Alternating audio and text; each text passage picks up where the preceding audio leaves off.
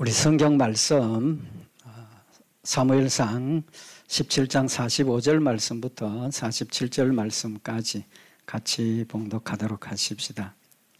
다윗이 블레셋 사람에게 이르되 너는 칼과 창과 단창으로 내게 오거니와 나는 만군의 여호와의 이름 곧 내가 모욕하는 이스라엘 군대의 하나님의 이름으로 내게 가노라. 오늘 여호와께서 너를 내 손에 붙이시리니 내가 너를 쳐서 내 머리를 베고 블레셋 군대의 시체로 오늘날 공중의 새와 땅의 들짐승에게 주어 온 땅으로 이스라엘의 하나님이 계신 줄 알게 하겠고 또 여호와의 구원하심이 칼과 창에 있지 아니함을 이 무리로 알게 하리라. 전쟁은 여호와께 속한 것인즉 그가 너희를 우리 손에 붙이시리라. 아멘. 우리 지난 주일날 다윗이 골리앗을 싸워서 이길 때 골리앗을 대적해서 나갔던 이유에 대해서 말씀을 상고를 했습니다. 이유가 뭡니까? 믿음이죠, 그죠? 믿음 때문에 나가서 싸웠습니다. 우리 오늘은 다윗이 골리앗을 싸웠던 이유, 또 다른 이유가 있습니다. 그 이유, 또 목적, 나가서 골리앗과 싸웠던 목적, 또 방법, 이 방법에 관해서 말씀을 상고를 하면서 우리 신앙생활의 삶이 어떻게 해야 되는가 하는 부분 말씀을 상고하려고 합니다. 제가 질문을 드릴 때는 뭐 대답을 하시라고 질문하는 것보다는 제가 질문을 함으로 해서 우리 성도들이 그 문제를 한 번 더 이렇게 생각하고 좀 집중을 하시자 하는 그런 의미에서 질문을 드립니다. 사는 이유가 뭡니까? 굉장히 우리가 사는 이유가 뭡니까? 이유 없죠. 하나님께서 이 땅에 보내셨으니까 삽니다. 그죠? 그 외에 뭐 여러 가지 이유가 있겠지만 우리 성도들의 삶의 이유는 뭡니까? 제일 되는 목적이 뭡니까? 하나님을 영화롭게 하는 것. 이유이자 목적입니다. 그죠? 이유이자 목적이고. 그럼 하나님을 영화롭게 하는 방법은 어떤 겁니까? 하나님을 영화롭게 하는 방법. 참 애매하죠. 그죠?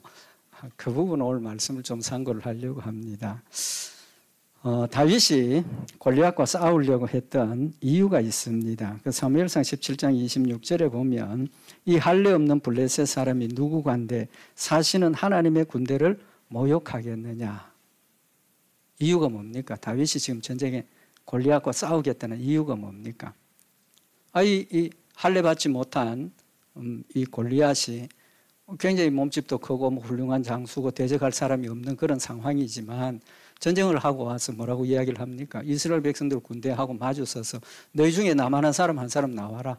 나와서 내 싸워서 이기면 내가 항복을 하고 너가 지면 너 종되라. 이스라엘 백성들이 거기 대적할 만한 인물이 없으니까 두려워하고 다 도망가요. 이제 그러니까 계속 나와서 지금 하는 이야기가 너 별거 아니지 않느냐. 이스라엘 오늘 다윗이 지금 이야기를 하는 것처럼 사실은 하나님의 군대를 지금 모욕하고 있다는 거죠. 너 능력 없지 않느냐? 너 싸울 힘도 없지 않느냐? 너 뭐냐? 결국은 하나님의 백성들을 조롱하는 것, 무시하는 것.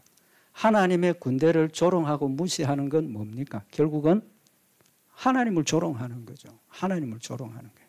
그러니까 다윗의 마음속에 그 소리를 듣고 군사도 아니고 아직 소년인데 들에서 양을 치는 아직 군대 소집도 못 받은 그런 사람인데 뭐가 생깁니까?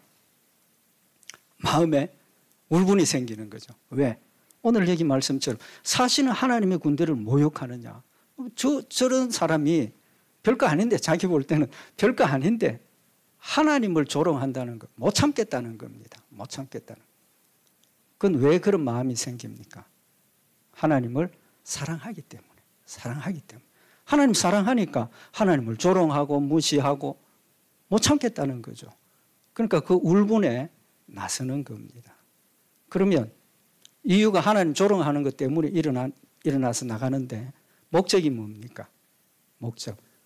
이유와 목적이 사실은 뭐 같은 건데 목적을 보면 오늘 여기 46절에 보면 오늘 여호와께서 너를 내 손에 붙이시리니 내가 너를 쳐서 내 머리를 베고 블레셋 군대의 시체로 오늘날 공중의 새와 땅의 들짐승에게 주어. 이거는 뭡니까?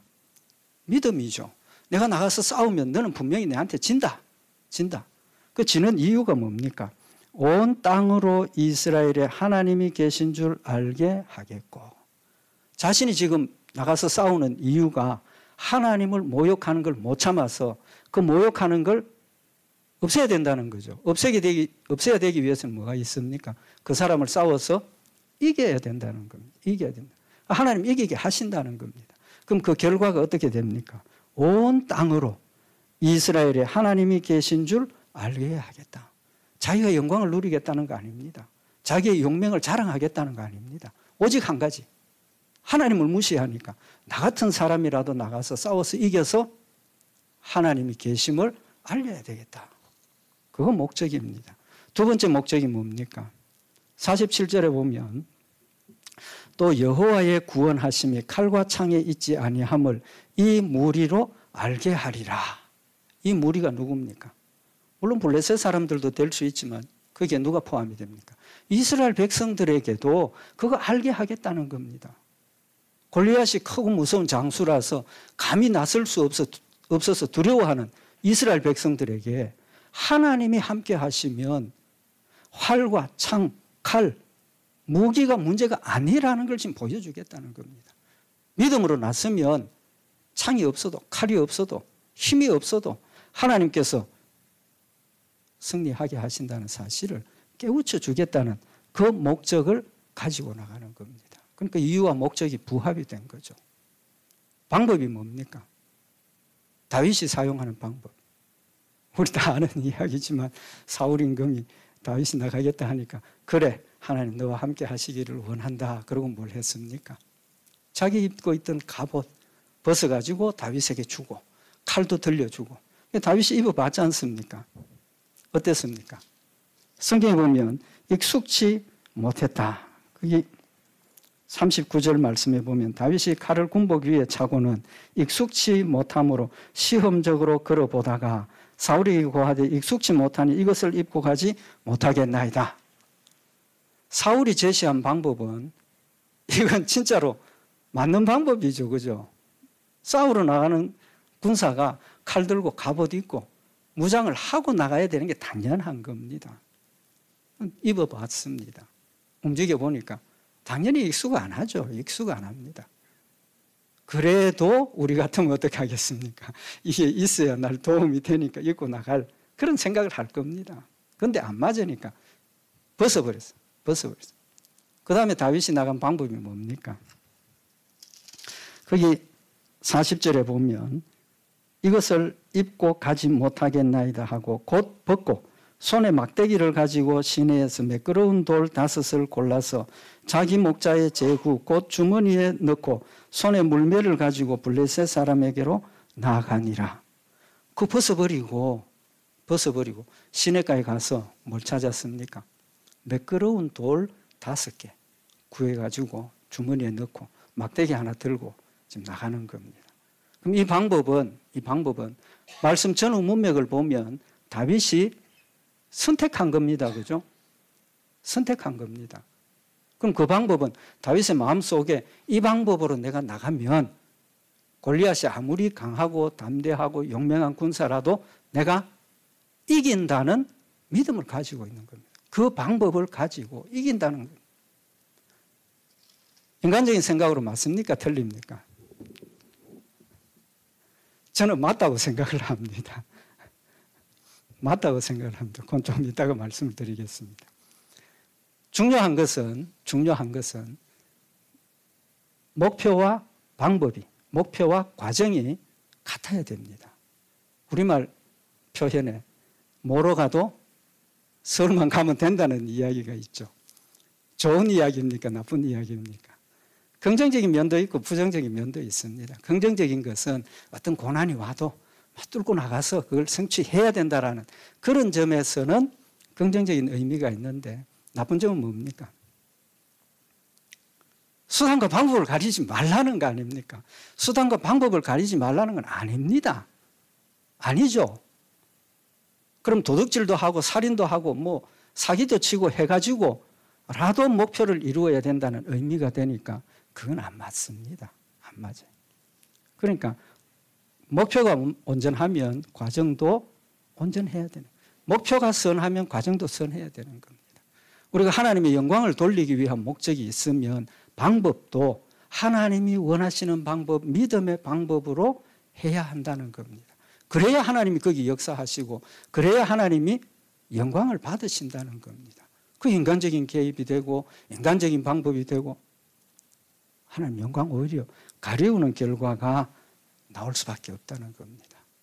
그래서 이 다윗은 분명한 목적, 분명한 이유, 하나님을 사랑하기 때문에 하나님을 드러내고 하나님을 영화롭게 하고 전해야 한다는 그 목적, 또 자신이 선택한 방법은 역시 하나님의 영광을 드러낼 수 있는 방법을 선택을 했다는 겁니다. 우리도 하나님의 영광을 드러낼 수 있는 방법을 가지고 신앙생활을 해야 하고 그럴 때 하나님이 영광을 받으신다는 사실을 우리에게 교훈을 하시는 말씀입니다. 결론을 다 말씀드렸습니다. 조금 구체적으로 우리 한번 말씀을 상고를 해보십시다. 좀 전에 말씀드린 것처럼 하나님이 영광을 받으시도록 하기 위해서 우리가 선행해야 될, 먼저 해야 될 일이 있습니다. 뭡니까? 내 믿음을 고백을 하고 내 믿음을 드러내야 되는 겁니다. 드러내야 돼. 사실 안 드러내도 시간이 지나면 예수 믿는다는 걸 인정하고 알게 됩니다. 자랑 안 해도 돼요. 그렇지만 중요한 것은 내 목적이 하나님을 영화롭게 하는 것이다. 나는 하나님의 사람이라는 것을 분명하게 시인을 하고 밝히고 그 다음에 거기에 맞는 행동이 따라야 된다는 것 먼저 한 가지 생각을 합니다.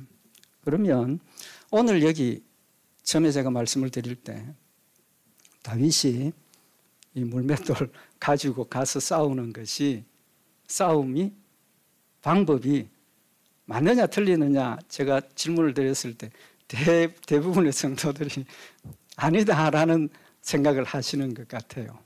근데 사실은 그 방법이 참 지혜롭고 훌륭한 방법입니다. 지혜롭고 훌륭한 방법이에요.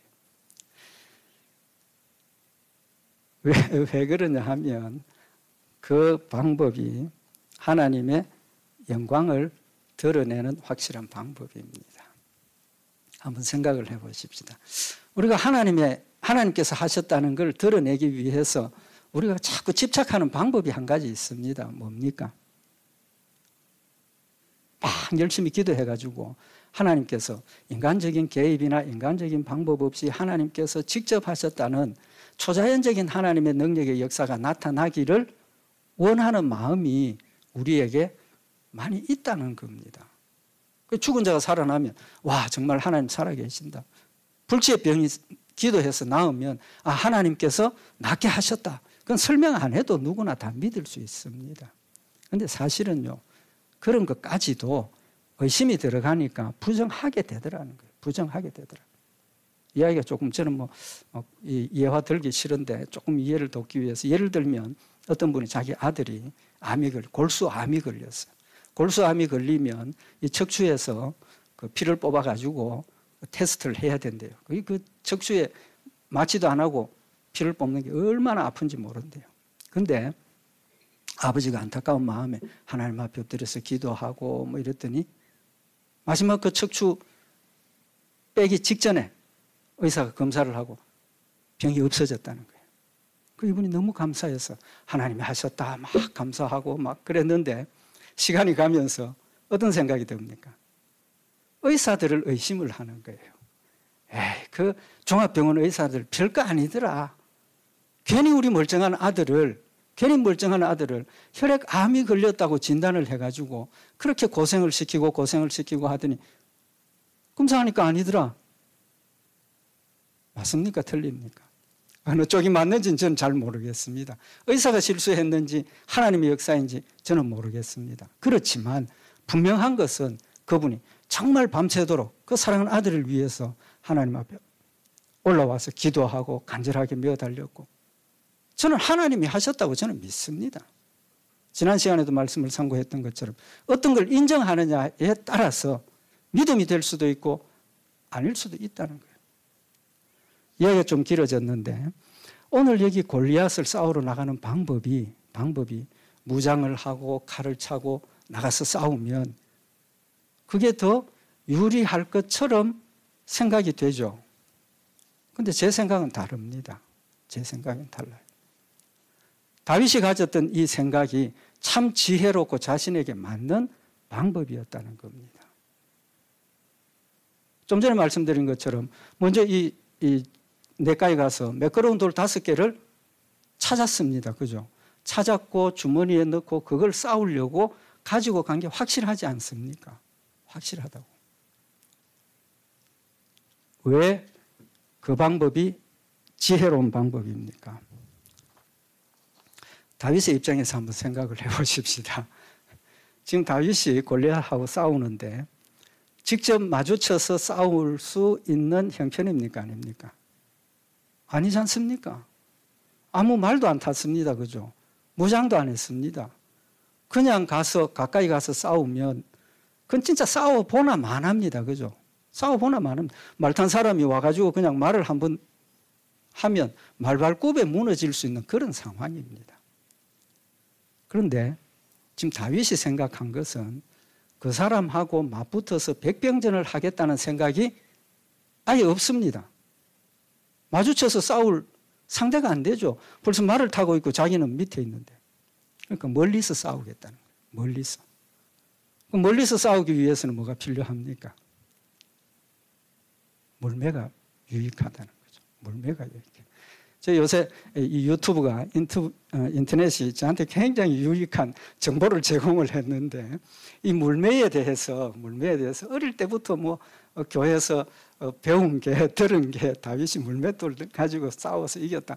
굉장히 이 방법이 이길 수 없는 방법인데 이겼다라는 그런 생각을 가지게 한 겁니다. 그런데 어느 순간 이 부분에 대해서 좀 관심이 생겨서 인터넷에 유튜브에 들어가서 슬링이라고 물매라고 하는 부분을 제가 한번 찾아봤어요. 그런데 찾아보니까 놀랍게도 이 물매의 위력이 굉장한 거예요. 집에 돌아가셔서 한번 찾아보세요.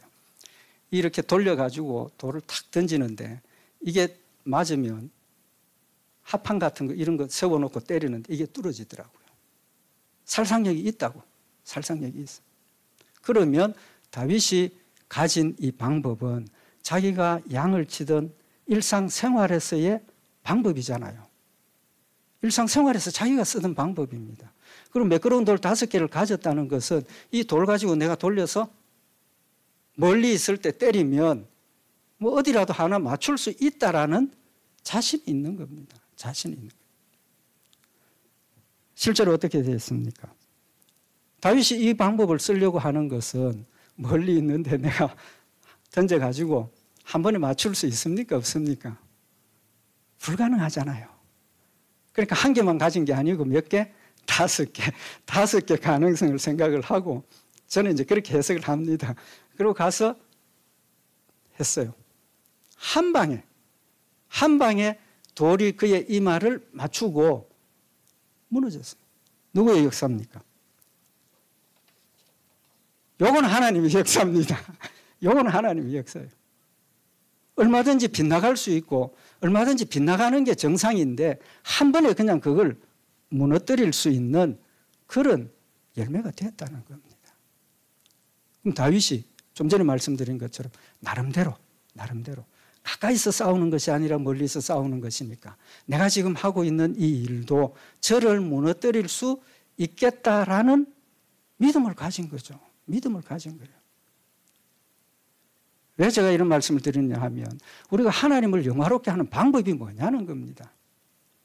하나님을 영화롭게 하는 방법. 뭡니까? 그냥 하나님 말씀대로 순종하는 겁니다. 다른 거 없어요. 하나님이 하라 하시는 대로 순종하며 살아가는 그것이 하나님을 영화롭게 하는 방법이라는 겁니다. 특별한 거 없습니다. 특별한 거 없어요. 믿음으로 하나님의 말씀을 순종하면 그것이 곧 하나님을 영화롭게 하는 길이라는 겁니다. 특별한 데 집착해가지고 금식하고 뭐하고 안 되면 어떡합니까? 실망하잖아요. 우리의 믿음이 뭡니까? 모든 일을 합력해서 선을 이루신다고 약속하신 하나님이시고 모든 일에 합력해서 선을 이루신다고 우리가 믿는다면 설사 내가 불치병에 걸려서 죽는다 하더라도 하나님 영광이지 않습니까?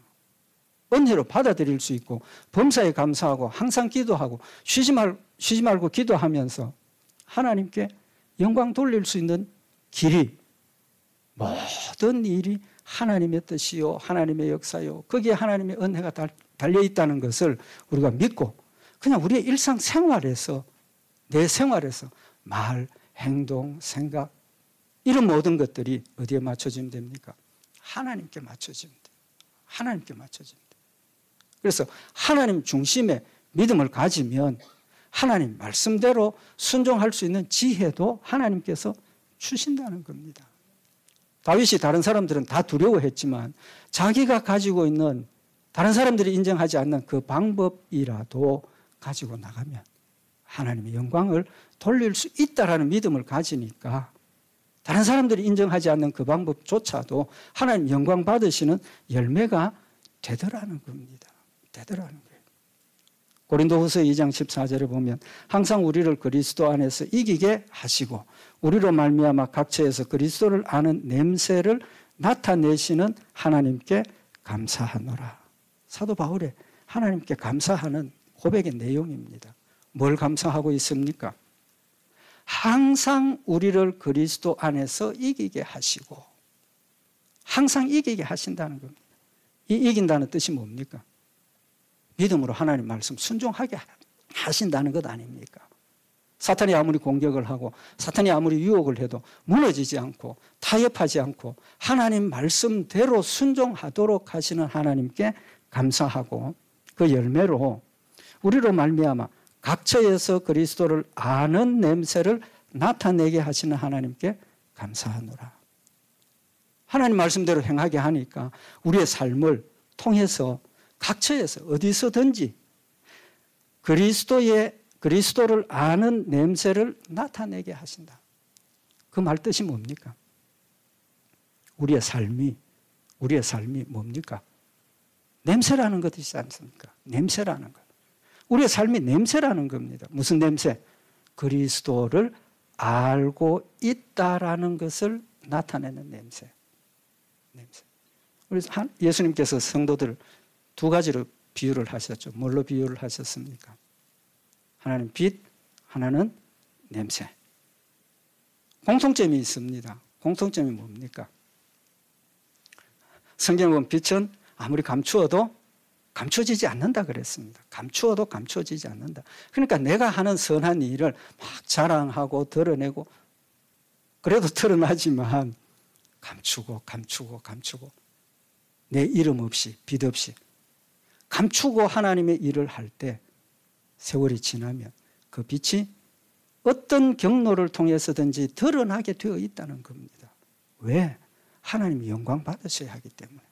믿음으로 한 그 일을 통해서 하나님이 영광을 받으시고 하나님을 모르는 사람들에게 하나님의 은혜와 사랑을 전달해야 되기 때문에 내 입을 통해서가 아니라 어떤 경로를 통해서든지 그 빛이 새어나서 그리스도의 영광을 드러내게 하신다는 겁니다. 냄새의 특징이 뭡니까? 똑같습니다. 똑같아요. 빛을 감추어도 빛이 드러나는 것처럼 냄새는 안 맡으려고 나이가 드니까 발음도 자꾸 시원찮아져. 냄새를 안 맡으려고 코를 막고 냄새 안 맡아집니까? 안 맡으실 자신 있어요? 아니잖아요. 왜? 첫째는 뭘 못합니까? 숨 쉬는 거 얼마나 숨 안 쉬고 참을 수 있겠어요? 숨 쉬면 저절로 냄새가 들어오게 돼 있습니다. 또 입 벌리고 코 막고 입 벌리고 있으면 냄새가 느껴집니다. 코로 맞는 것처럼 많이 심하게 느껴지지는 않지만 코 막고 입 벌리고 있으면 숨 안 쉬고 있어도 냄새가 느껴집니다. 왜 그렇습니까? 코 막고 있어도 입 안으로 이 코하고 연결이 되기 때문에 냄새가 나게 돼 있습니다.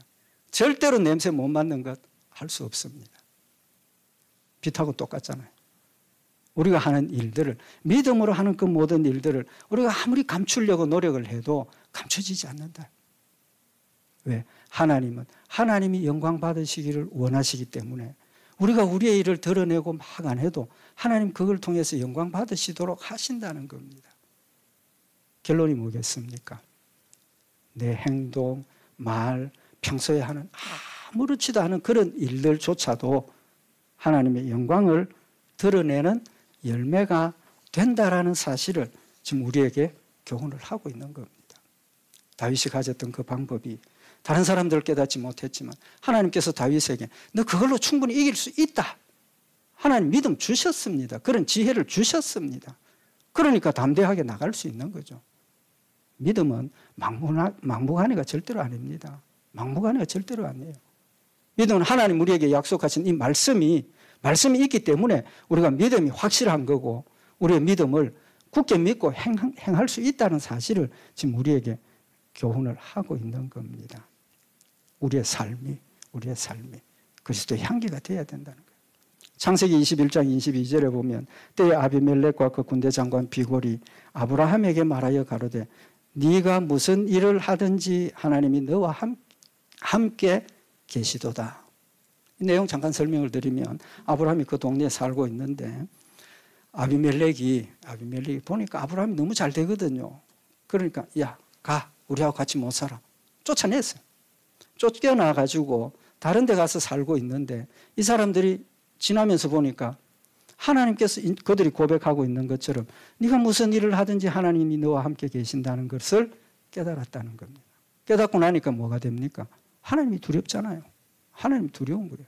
그래서 쫓아냈지만 자기들이 찾아와가지고 내가 보니까 네가 무슨 일을 하든지 하나님 너와 함께 계시니까 이제 우리 화친하자. 불가침 조약을 맺자고 찾아온 겁니다.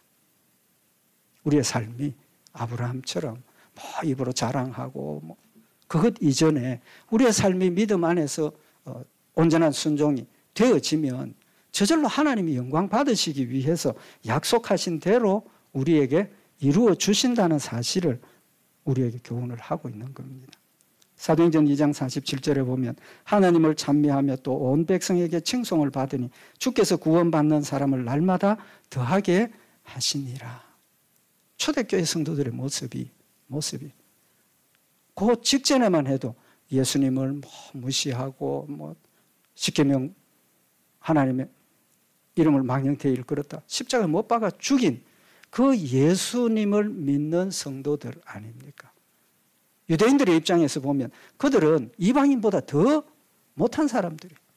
그럼에도 불구하고 성령이 충만하고 그들의 삶이 말씀 가운데 더딥혀지니까 온 백성이 그들을 칭송하더라는 겁니다. 심지어 같이 가까이 하는 것조차도 두려워하더라는 겁니다. 우리의 삶이 그런 모습일 수 있습니까? 정말 경건하고 바르고 온전한 모습에 열매가 맺혀지면 세상 사람들 가까이 하기 두려워합니다. 하게 돼 있습니다. 우리의 삶의 모습이 어때야 하는가 하는 것을 우리에게 교훈하시는 말씀입니다. 그래서 하나님께 영광이 돌아갔고 또 한 가지는 다윗이 믿음으로 했더니 냄새나 마찬가지인 건데 하나님께만 영광 돌린 게 아니고 누구한테도 영광을 나누어 주었습니까? 이스라엘 백성들에게도 하나님 주신 축복을 그들에게 나누어 준 겁니다. 나누어 준 거예요. 사무엘상 17장 11절에 보면 사울과 온 이스라엘이 블레셋 사람의 이 말을 듣고 크게 놀라 두려워하니라. 이스라엘 모든 사람이 그 사람을 보고 심히 두려워하여 그 앞에서 도망하며 골리앗이 탁 나서서 야 사울 사람 나와 내가 나하고 싸워봐. 말만 듣고 다 도망가 버렸다는 겁니다. 도망갔어요. 근데 다윗이 골리앗을 무너뜨리고 나니까 이스라엘 백성들의 태도가 완전히 달라졌습니다. 사무엘상 17장 51절에 보면 다윗이 달려가서 블레셋 사람을 밟고 그의 칼을 그 집에서 빼어내어 그 칼로 그를 죽이고 그 머리를 베니 블레셋 사람들이 자기 용사의 죽음을 보고 도망하는지라. 다윗이 칼이 없지 않습니까? 돌로 하나 죽였으니까 죽어있는 골리앗에게 가서 골리앗의 칼을 빼서 목을 뱉다는 거예요. 목을 뱉다. 그러니까 블레셋 사람들이 얼마나 놀랐겠습니까? 골리앗만 믿고 있었는데 죽었어요. 다 도망가 버렸다는 겁니다. 그러니까 사무엘상 17장 52절에 보면 이스라엘과 유다 사람들이 일어나서 소리를 지르며 블레셋 사람을 쫓아 가이와 에글론 성문까지 이르렀고 블레셋 사람의 상한 자들은 사하라임 가는 길에서부터 가드와 에글론까지 엎드러졌더라. 무서워서 도망갔던 유대인들, 이스라엘 백성들이 이제는 용기를 내가지고 도로 돌아와서 블레셋 사람들을 쫓아가면서 지금 처단하고 있는 겁니다. 그리고 사무엘상 17장 53절에 보면 이스라엘 자손이 블레셋 사람을 쫓다가 돌아와서 그들의 진을 노략하였다. 도망갔던 그들이 다윗의 그 용감한 믿음의 열매를 보고 용기를 내서 찾아와서 이제는 그들을 물리치고 그들의 것을 노략할 수 있는, 빼앗아 올 수 있는 그런 열매가 맺혔다는 겁니다. 하나님이 아브라함에게 주신 축복이 있습니다. 약속입니다. 그 약속을 우리는 유업으로 이어받는 겁니다. 그 약속이 뭡니까? 창세기 12장 2절에 보면 내가 너로 큰 민족을 이루고 네게 복을 주어 내 이름을 창대케 하리니 너는 복의 근원이 될지라. 아브라함에게 너는 복의 근원이 된다. 물론 이 뜻은 아브라함을 통해서 예수 그리스도가 나시는 구속의 근본적인 그 부분도 의미를 하지만 역시 우리도 복의 뭡니까? 근원입니다. 우리도 복의 근원이라고요. 왜 그렇게 되느냐 하면 하나님이 우리에게 주신, 하나님이 나에게 주신 축복이 나한테만 머물러 있는 것이 아니라 어떻게 됩니까? 흘러가게 되어 있는 겁니다. 흘러가게 돼요. 하나님께서 천지를 창조하시고 이 모든 천지 만물이 독립되게 살아가는 존재는 하나도 없습니다. 모든 것이 다 연결되어 있습니다. 심지어 바람, 비 이런 것까지도 우리 사람들, 동물들 전부 다 연결되어 있습니다. 먹이사슬 아시죠? 그게 뭡니까? 다 연결되어 있는 거예요. 중간에 하나 빠지면 전체가 다 흔들리게 되는 겁니다. 그 말은 뭡니까? 혼자 사는 존재는 없습니다. 혼자서 존재할 수 있는 존재는 없다는 겁니다. 다 음으로 양으로 나도 모르게 연결되어 있다는 겁니다. 그럼 결국은 나한테 오신 하나님 주신 축복이 어디로 흘러갑니까? 믿는 성도들에게만 가는 게 아니라 믿지 않는 자들에게도 그게 흘러가게 되어 있는 겁니다. 상호작용을 하게 됩니다. 복의 근원이라는 의미는 하나님 나에게 주신 그 축복을 믿지 않는 자들에게도 내 형제, 식구, 우리 성도들에게 같이 흘러 나누면서 하나님 주신 은혜와 축복을 같이 받아 누리라는 하나님의 그런 축복의 개념을 지금 우리에게 교훈을 하시는 겁니다. 욕심내지 말라는 겁니다. 나 혼자가 아니라는 겁니다. 서로 위로하고 서로 격려하고 하나 되게 하신 것을 힘써 우리가 지켜가야 하는 이유가 여기에 있다는 사실을 지금 우리에게 교훈을 하고 있는 겁니다. 창세기 30장 27절에 라반이 그에게 이르되 여호와께서 너로 인하여 내게 복 주신 줄을 내가 깨달았노니 네가 나를 사랑스럽게 여기거든 유하라. 야곱이 외삼촌 집에 가서 일해주고 이제 고향으로 돌아가겠다 하니까 외삼촌이 야곱을 붙잡습니다. 가지 마라. 가지 마라. 왜? 여호와께서 너로 인하여 내게 복 주신 줄을 내가 안다. 하나님께서 우리 성도들 때문에 세상에 축복을 주십니다. 하나님께서 우리 성도들 때문에 다른 사람들에게도 은혜를 베풀고 계신다는 겁니다. 요셉은 어떻습니까? 창세기 39장 5절에 보면 그가 요셉에게 자기 집과 그 모든 소유물을 주관하게 한 때부터 여호와께서 요셉을 위하여 그 애굽 사람의 집에 복을 내리심으로 여호와의 복이 그의 집과 밭에 있는 모든 소유에 미친지라. 요셉이 종으로 팔려갔는데 그의 신실함을 보고 그의 믿음을 보고 그 주인이 지위를 높여서 모든 걸 관장하게 맡겼을 때 하나님께서 요셉 때문에 그 가정에 축복해 주시더라는 겁니다. 축복해 주시더라. 우리 성도들은 복의 근원입니다. 복의 근원. 예수 그리스도를 전하는 그 자체가 축복을 전하고 베푸는 그런 놀라운 능력의 역사를 우리가 하고 있다는 겁니다. 전도하는 그 자체가 복을 나누는 행위라는 겁니다. 우리의 말을 통해서 우리의 행동을 통해서 그들에게 우리가 예수 믿는 향기를 전달하고 또 그중에 감동을 받아서 예수 믿게 한다면 얼마나 큰 축복이냐는 겁니다. 얼마나 큰 축복을 우리가 베푸는 거냐는 겁니다. 예레미야서 5장 1절에 보면 너는 예루살렘 거리로 빨리 왕래하며 그 넓은 거리에서 찾아보고 알라. 너희가 만일 공의를 행하며 진리를 구하는 자를 한 사람이라도 찾으면 내가 이 성을 사하리라. 한 사람이라도 찾으면 내가 이 성을 용서하겠다고 하나님 말씀을 하고 계시는 겁니다.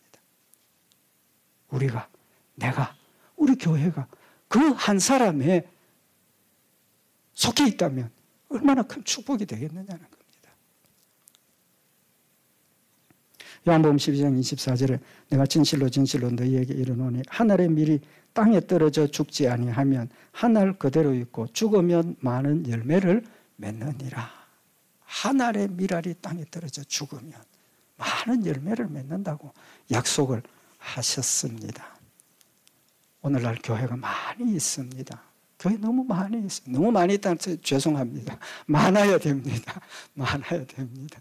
많이 있는데 정말 그 많은 만큼 하나님의 영광을 드러내고 하나님의 뜻을 전하고 하나님의 축복을 흘러보낼 수 있는 그런 모습이 얼마나 있느냐는 겁니다.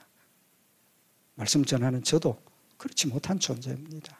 저도 마찬가지입니다. 그렇지만 우리에게 주신 사명과 축복을 다시 한번 마음에 새기고 우리가 연약하지만 또 넘어졌다가 일어나고 또 쓰러졌다가 일어나고 또 딴 길로 갔다가 돌이키고 어디로? 하나님 중심으로 우리가 살아갈 때 연약한 우리지만 우리를 통해서 하나님 영광 받으시고 축복해 주신다는 사실 다시 한번 마음에 새겨서 우리의 삶의 목적, 우리의 삶의 이유 다시 한번 마음에 새기고 늘 하나님을 영화롭게 하고자 하는 그 아름다운 믿음의 열매들을 우리 이어가는 우리 복된 교회와 성도들이 되시기를 바랍니다. 기도드리십시다.